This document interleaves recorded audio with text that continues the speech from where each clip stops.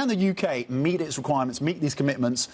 Where do we stand in terms of our defence capabilities? We are a long way off 5%. Currently, Britain is spending 2.3% on its military. The government has committed to 2.5% by 2027. 3% is only an ambition, according to the Prime Minister, and that's by 2034, the end of the next Parliament. So 5% by 2032 is just an enormous task. I spent the last month speaking to defence primes. These are the biggest contractors here in the UK, to SMEs, to think tanks, to some former military chiefs also about the enormous challenge. Britain has been slashing its military spending over the decades, basically since a peak in the early 1950s.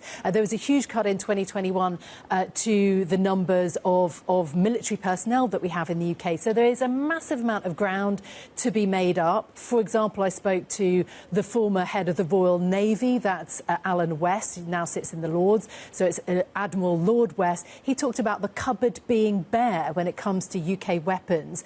And that the hollowing out has been catastrophic in the UK. How do we make up that ground? Enormously difficult political decisions to be made. As part of the reporting that we've done, I went, for example, to see a factory making munitions in the north of England for BAE Systems, which is a major defence contractor for the MOD. They are bringing on more capacity, but that's because of prior agreements. They want more commitments now. And it's really about whether the government can come up with the additional defence spending. What are they going to cut? You know, most of the money that has been taken or not used for defence has been deployed into the welfare state.